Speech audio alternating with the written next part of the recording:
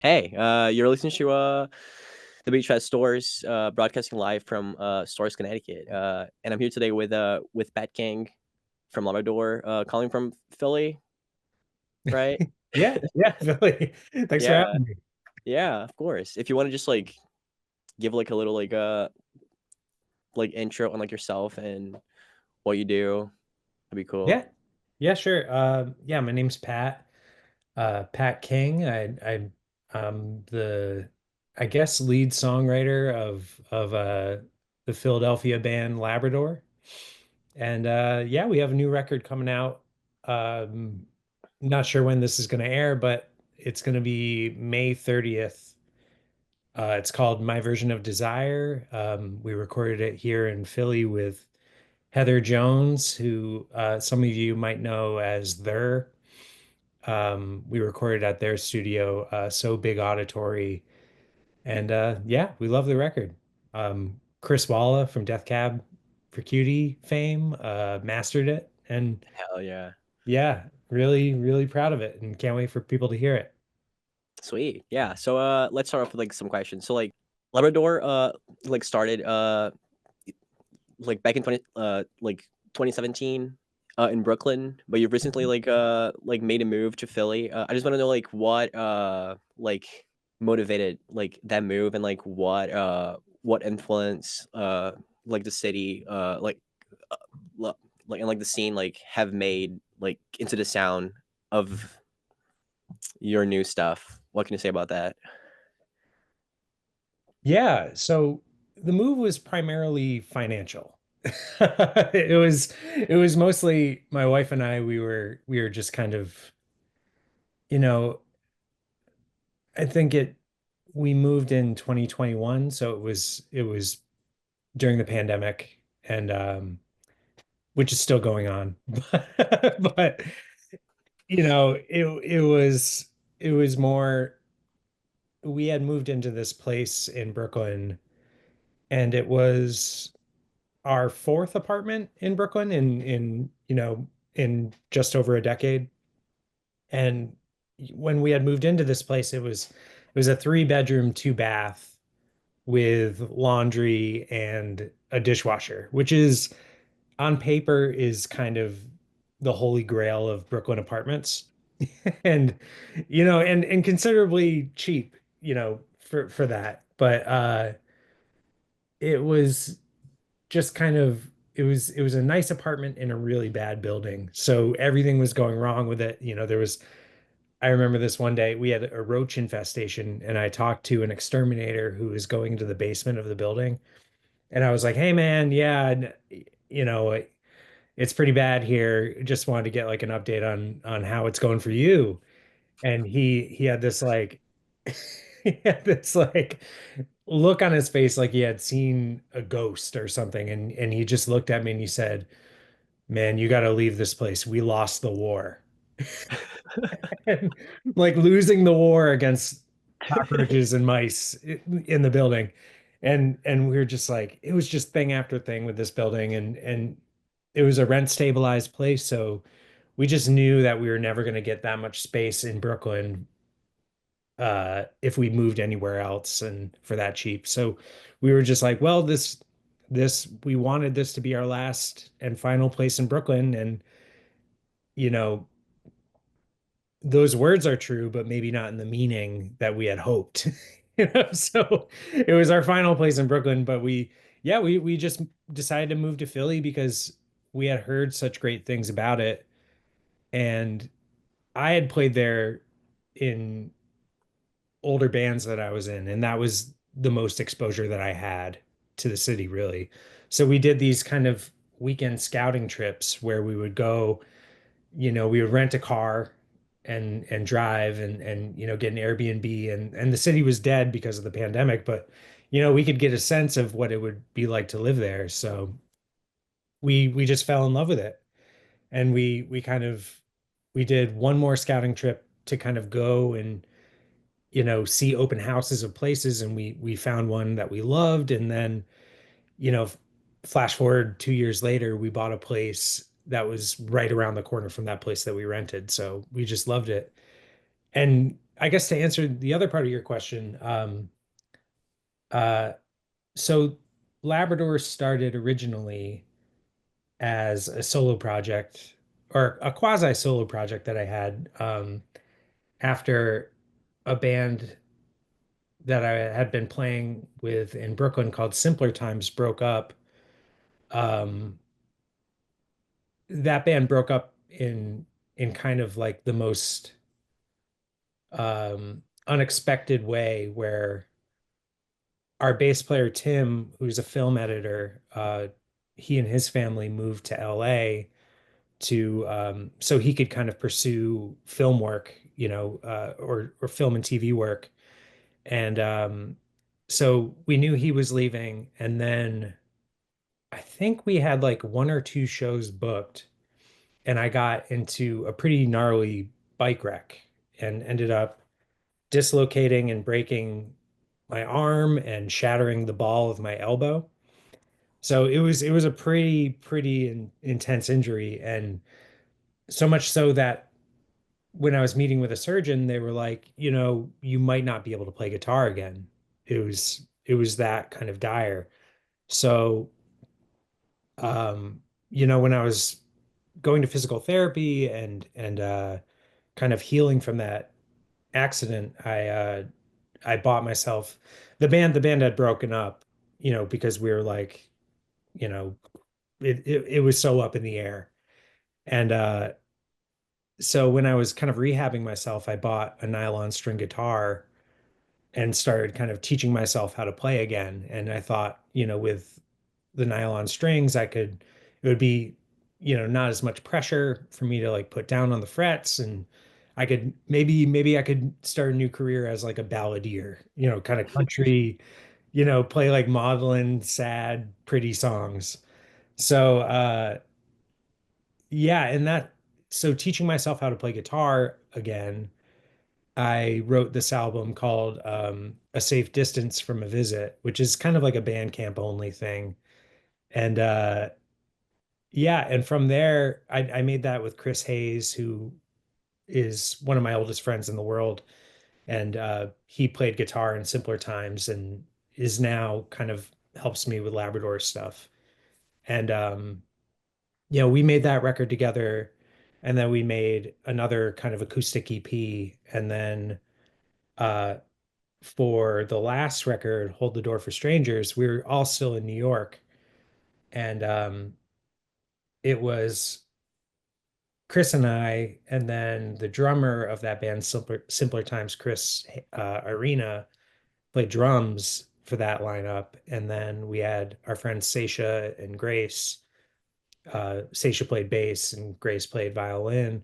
So it was kind of more, it was still in that sad singer-songwriter kind of vein, but it was like more, I wanted it to be more of like kind of like a big uh have the song, I want the songs to kind of have like a big fleshed out, like lush arrangement kind of style.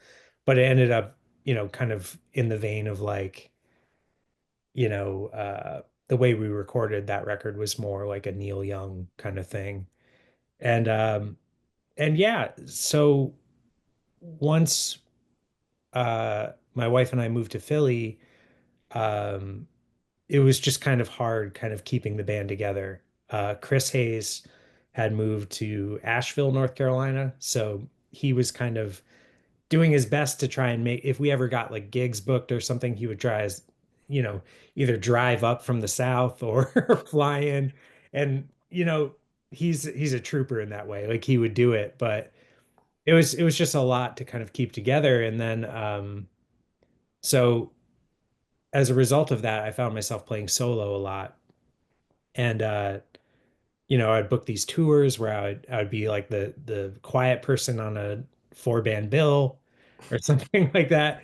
And then I just kind of got sick of it, and all I wanted to hear was like fun, loud music and stuff that I love, like early, I guess like 70s punk and like mod stuff from the 60s, like the Who and Small Faces and stuff like that. Like stuff that makes me love turning a guitar amp up really loudly and hitting an A chord and just letting it ring out.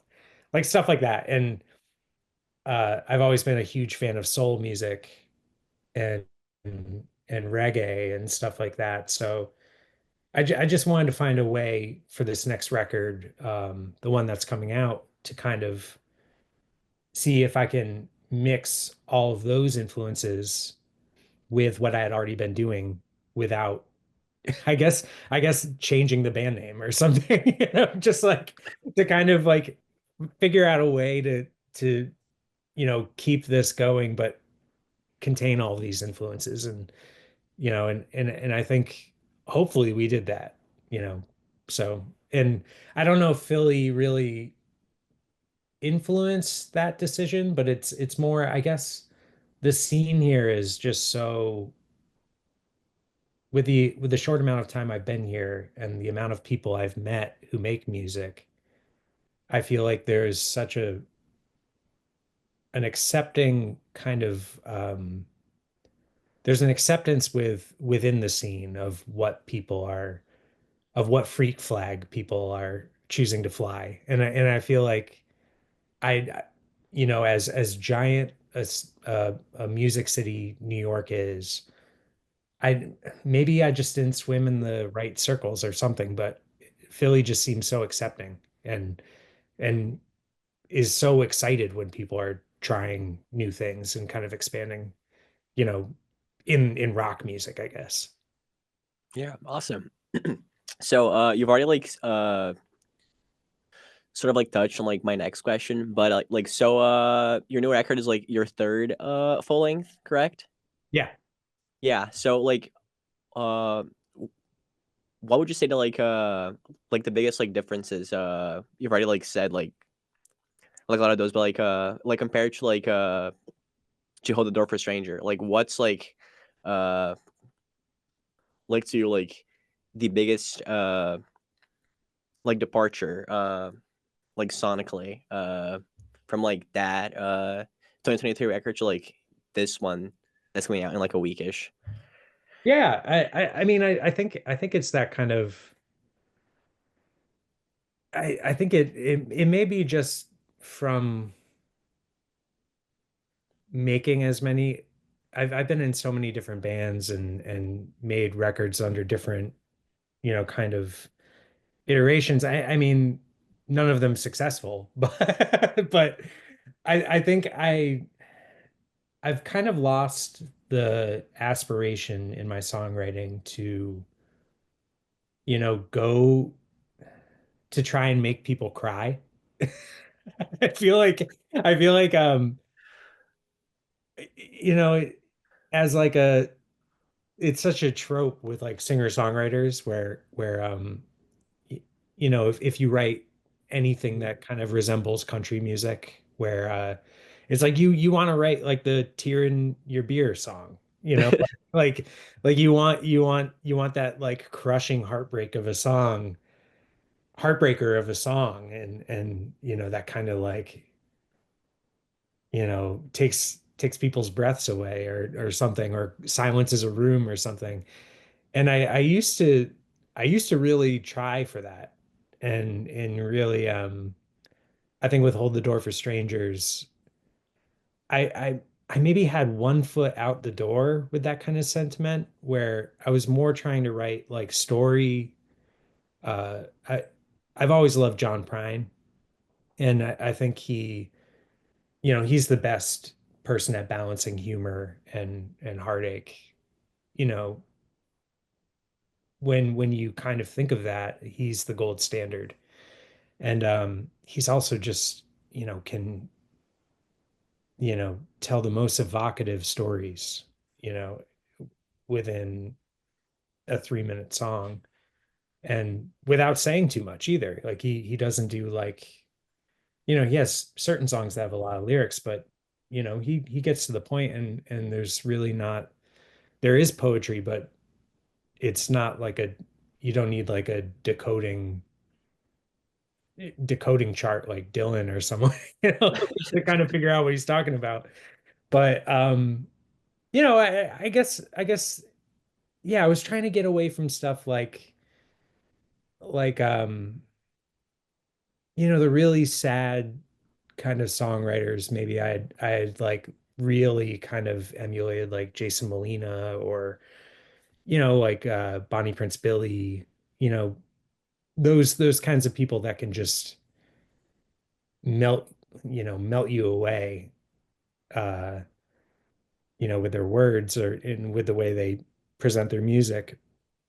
And with that record too, I was also, kind of looking at people like Mark Mulcahy, like he's a Connecticut person, like a Yeah, Miracle Legion. I've seen him live, like Yeah, last year. So great.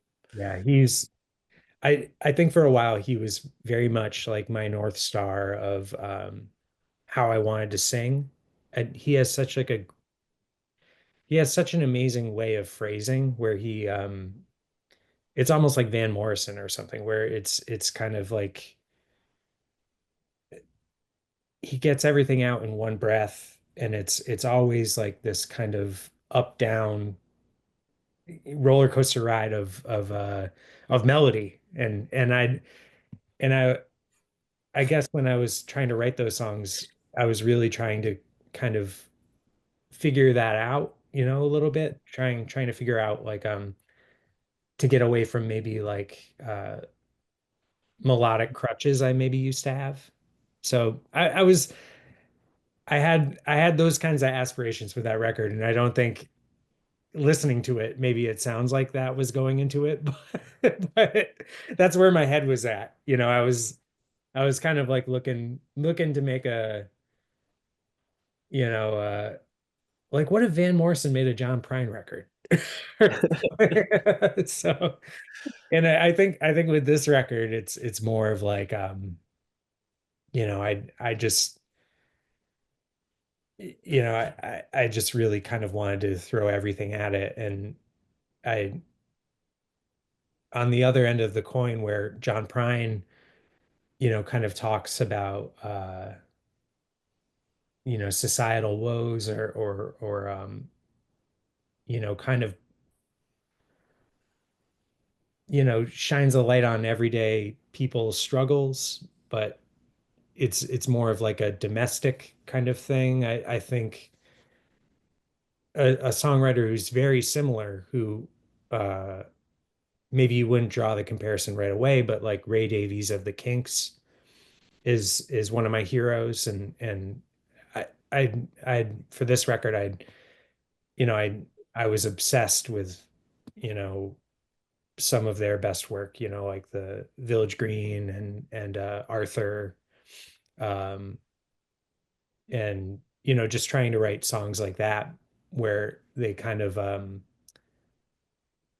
it's almost like a Mike Lee movie or something where it's like you address political uh, problems in society, but you do it by focusing on uh, everyday people.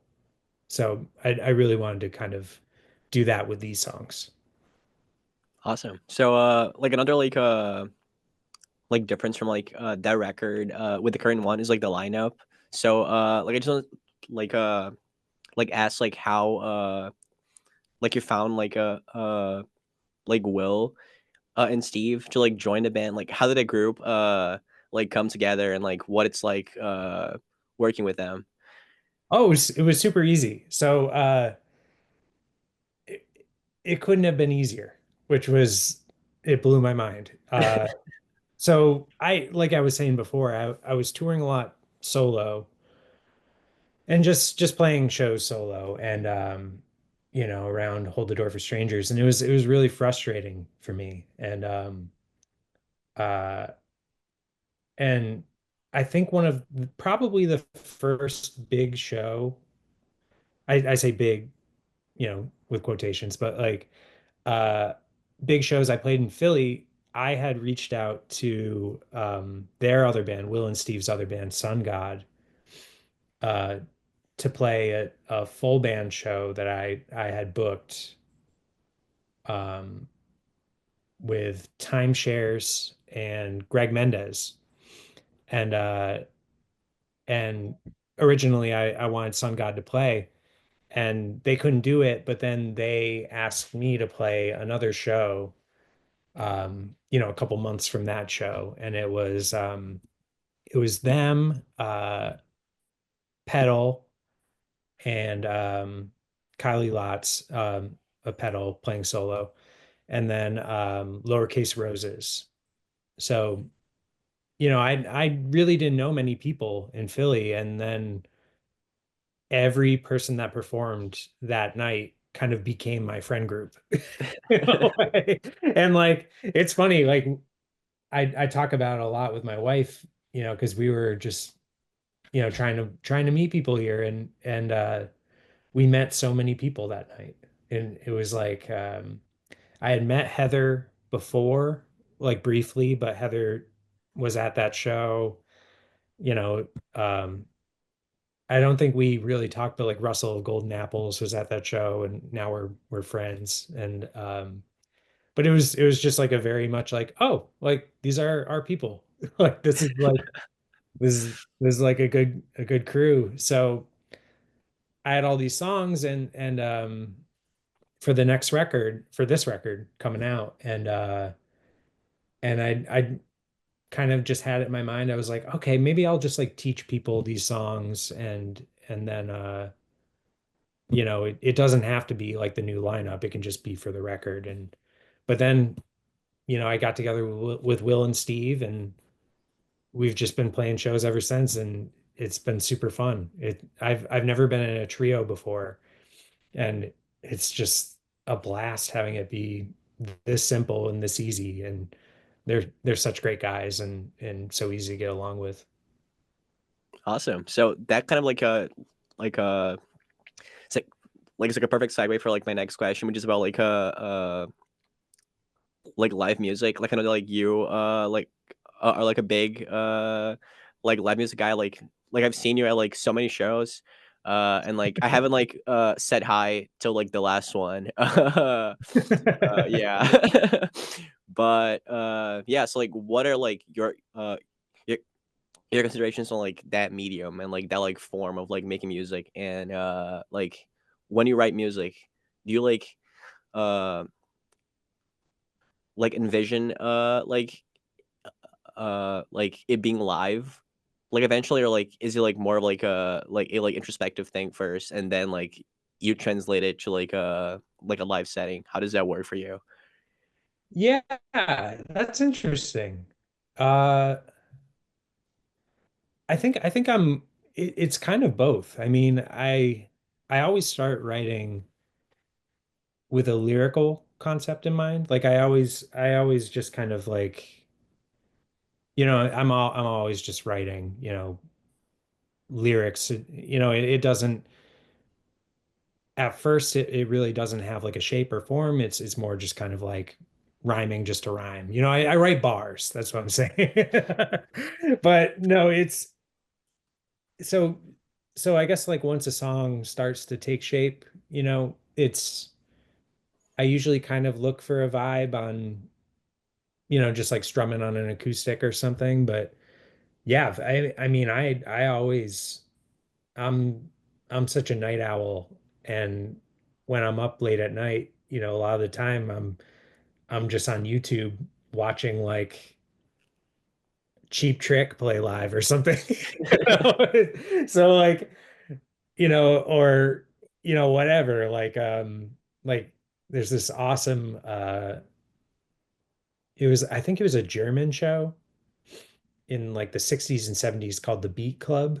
And there's like all this old footage of like the Who or you know, old soul people like Sam and Dave or something like that. But then also like in the 70s, there's some great footage of like the Kinks, and they're like drunk playing songs off Musical Hillbillies, Muswell Hillbillies, just like getting in fights and stuff like that. And then there's some footage of like Can and Captain Beefheart, like just weird stuff like that. Like last night I was watching old footage of like AC/DC with Bon Scott and was just like in heaven. But yeah, so like I'm always going to see shows. Like I think at kind of like my most insane. I, for a while I was like going to like 3 shows a week, and which to some people isn't that crazy, but for me, I don't know. Like it, I think that kind of frequency seems a little bit normal to me.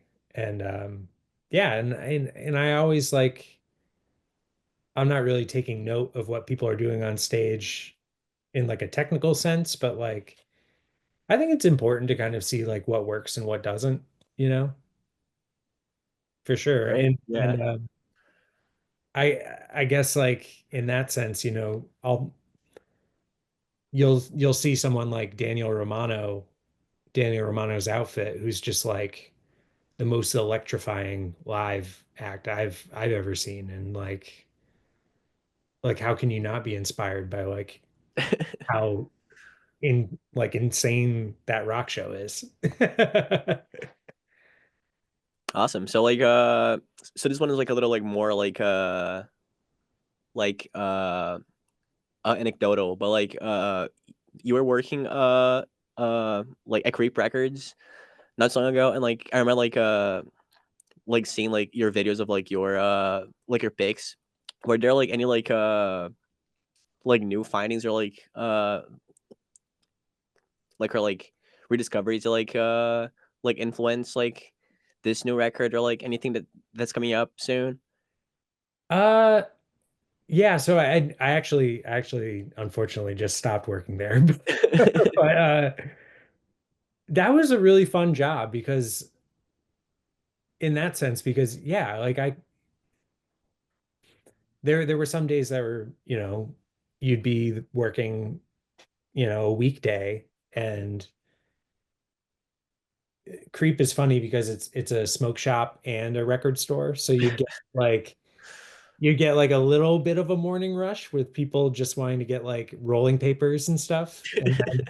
And then you'd have like from 11 when it opens until 6 p.m. of just no one coming in. So like, or like, a few people would come in and buy records, but like, so a lot of it would just be like, going through the racks and looking at records and stuff. And I definitely, found a bunch of soul records that, I no one would want, or, I could get super cheap on my discount. And so, as you can see, I have just like a giant thing over there. And one of these whole, I'm pointing at a record shelf, but like just one of these full things is just all soul records that I got from Creep. So yeah, I mean, one artist that I got, I don't think I got any from Creep, but one thing I would do when we were recording, to kind of, we recorded everything live, um, like the bass and the drums and the guitar. And then I would do like a scratch vocal. So it's like just a reference vocal for you to sing over later, when you do your final vocal takes. And in order to kind of keep the energy up for the live takes with the band, I was listening to nothing but Wilson Pickett, because I feel like out of all the soul singers of that era, he's the one that rocks the most. And like his you know he could sing anything, and it would just, it's just a barn burner. Like he has a version of like sugar sugar ba, ba, ba, ba, ba, oh honey honey, that song, and it just rocks because it's Wilson Pickett. But like, yeah, we were covering one of his songs, which we were gonna record for the record but didn't. It's called Don't Let the Green Grass Fool You. And that was in our live set for a while, but we've kind of retired it. But at that time, yeah, I personally, I was listening to a ton of Wilson Pickett. And I think just kind of like being in my like soul, just being obsessed with like Stax records and Motown, and stuff on Brunswick, like Jackie Wilson and stuff like that. Like I just wanted to keep kind of the party up with the record and kind of make it, you know, just like having such a reaction to what the last one was, where it was like kind of plotting tempos in a good way. But I just felt this time it was time to kind of shake it up a little. Awesome. So this would be like my last one, and then is like pretty like open. So like what's like next for you? Like have you like start like thinking of like a new record, or like are you like still like writing stuff for like a new project? Like what's what's coming up? And you can like also like plug like your shows that are like happening next week as well. Uh Oh yeah. yeah. Cool. Yeah, so next week we're doing three release shows. We're playing Thursday the 29th in Brooklyn at Sleepwalk with Perennial, who I've toured with before. Hartford. Yeah, Hartford, who are, I think, the most exciting band on the planet. I just their kind of creativity and prolific output and just the way they approach music and just kind of their own music, and then also, just being such heroes in the DIY scene. I think they're just, such a force for good. So, uh, and they're also some of my best friends in the world. But so we're playing with them uh on the Thursday show, the 29th, Sleepwalk in Brooklyn, and it's them and our friends Radar, who are on Dead Broke Records. They're great, kind of Mark Men style punk. They're really fantastic, and I haven't seen them, and uh,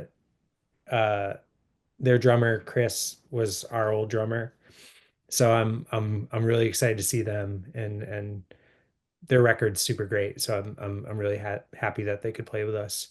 And then Friday the 30th, we're playing in Philly. It's our big hometown record release show, and we're going to be playing with Hurry, who are great. Just great, like Teenage Fan Club, big star style power pop. Um, and then we're playing with Lowercase Roses, who I mentioned before. Matt Sherman Matt. is, Yeah. yeah, he's one of the best songwriters in Philly, I feel.